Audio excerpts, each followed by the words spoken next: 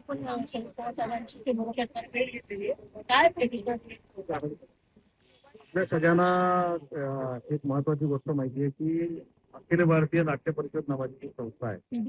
त्याचे मुख्य विश्वस्त शरद पवार साहेब आहेत आणि त्या 6 जणांच्या विश्वस्त मंडळामध्ये मी देखील काम करतो. मला संधी ती मिळालेली आहे आणि या संदर्भातली एक बैठक आज शरद पवार साहेबांनी सिल्वर ओक येथे आयोजित केली होती. त्याच्यामध्ये अखिल भारतीय नाट्य परिषदेचे कार्यवाह देखील उपस्थित होते, कोषाध्यक्ष देखील उपस्थित होते आणि विश्वस्त म्हणून मी देखील उपस्थित होतो.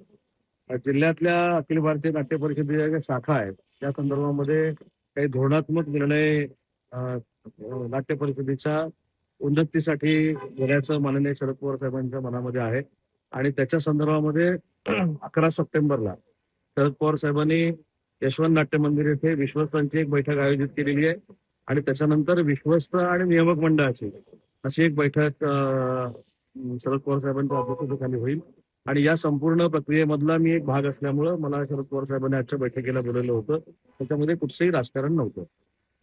सर, एक विशेष बाब म्हणजे की संपूर्ण गडकरी खंड आपण सरकारमार्फत जे तो आणि मंडळासोबत प्रेम करायचा विचार करतो. त्याच्यातलं जे महत्वाचं नाटक होतं राजसंगीत, ते वगळण्याचा निर्णय ठरावचा तो सहमत झालेला आहे राज्य सरकारकडून असं कळतंय.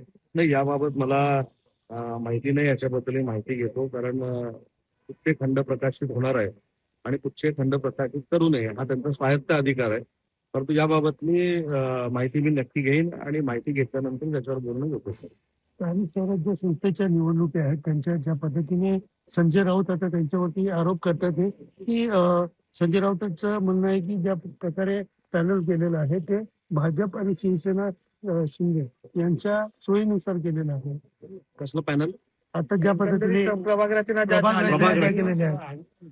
एक लक्षात ठेवा, म्हणजे स्थानिक स्वराज्य संस्था ते हरलेत अशा पद्धतीचं त्यांनी आज मान्य केलेलं आहे. ज्यावेळी आपला पराभव समोर दिसत असतो त्यावेळी कुठचं तरी कारण शोधायचं असतं आणि ते कारण त्यांनी आता प्रभाग रचनेमध्ये बघितलेलं आहे.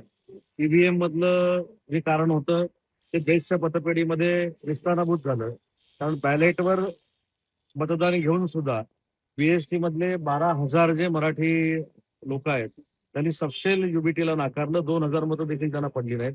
त्याच्यामध्ये तिसरं कारण आता स्थानिक स्वराज्य संस्थेला सामोरं जात असताना कुठचं शोधायचं, तर त्याच्यामध्ये आता जे आपण सांगितलं की प्रभाग रचनेमध्ये जो प्रभाव आहे तो देवेंद्रजींनी आणि एकनाथ शिंदे साहेबांनी टाकलेला आहे.